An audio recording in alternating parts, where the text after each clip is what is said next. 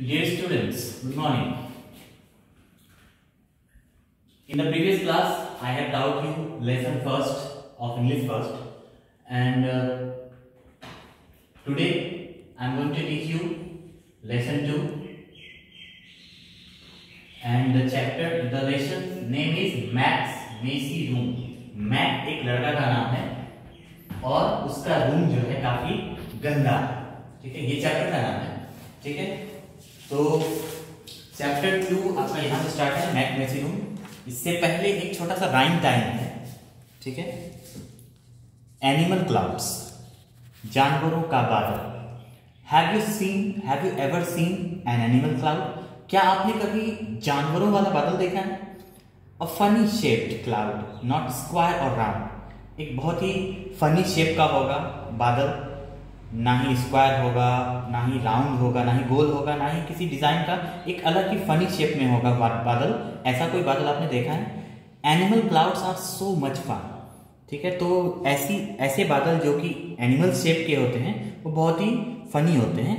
Count the animals one by one. तो जो भी आपको दिखता है बादल में जानवरों की आकृतियां, उसको एक एक करके आप गिनती कीजिए। Elephant 1, bear that's 2, alligator 3, it's like a zoo. तो ये एक राइम बन गया, एलिफेंट 1, बियर 2, एलिगेटर 3, और इस तरह से एक जू बन गया, क्योंकि जानवर जू में ही होते हैं। तो look over there I see some two. यहाँ पर दो बच्चे हैं, इसमें से एक बच्चा आसमान की तरफ इशारा करते हुए कहता है कि ऊपर देखो, मुझे कुछ और भी दिखता है।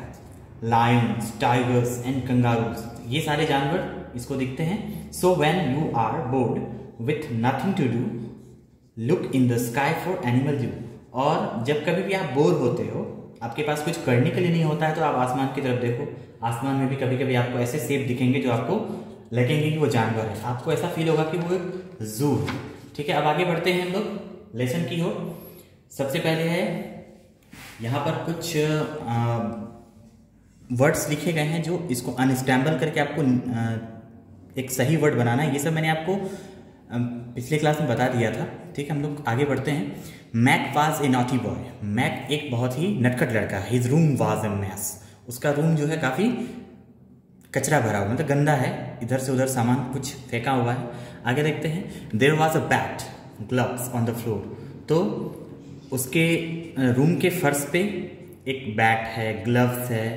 उसके बाद there were books by the door, दरवाजे के पास बुक्स हैं, ठीक है। There were pants on the bed, और बिस्तर पे उसका पैंट भी है। तो मैक्स डैड कैम। तो मैक जो है उसके पापा वहाँ आए। He got angry to see Mac's messy room. तो उन्होंने जब मैक के गंदे रूम को देखा तो वो काफ़ी गुस्सा हो गए। ही सेड, उन्होंने कहा, इज दिस योर रूम? क्या ये तुम्हारा रूम है? हाउ मेसी इट इज, कितना गंदा है ये। क्लीन इट एट वंस, तुरंत इसको साफ करो। ही वॉज नॉट हैप्पी, उसको देखकर वो खुश नहीं थे। Mac got to work. तो मैक उनके कहने पे काम पे लग गया। ही मेड हिज बेड, उसने अपना बिस्तर तैयार किया।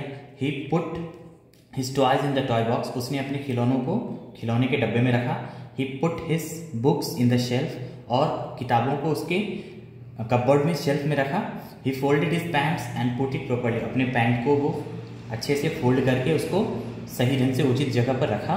Max dad came back, Mac के डैड फिर से वापस आए। You did a great job, उन्होंने कहा कि तुमने बहुत अच्छा काम किया। मैक और उसके डैड काफ़ी खुश थे, ठीक है। इसके आगे जो क्वेश्चन आंसर है ये भी मैंने आपको करवा दिया है। अब सीधा है मैच द राइमिंग वर्ड्स। तो यहाँ पे राइमिंग वर्ड्स है, जैसे डोर है। राइमिंग वर्ड्स क्या होता है? सुनने में एक जैसा लगे, उसका लास्टिंग जो होगा वो एक जैसा होगा। जैसे डोर का हो जाएगा यहाँ फ्लोर, तो डोर का फ्लोर होगा। जॉय का हो जाएगा बॉय, रूम का हो जाएगा ब्रूम, रेड का हो जाएगा फेड, और बॉक्स का हो जाएगा फॉक्स। तो इसको आपके सामने सामने लिखना है, ठीक है। ये आप कॉपी में कर लोगे, ठीक है। आगे फिर मैं आपको नेक्स्ट क्लास में कराऊंगा, ठीक है। मिलते हैं नेक्स्ट क्लास में। Thank you.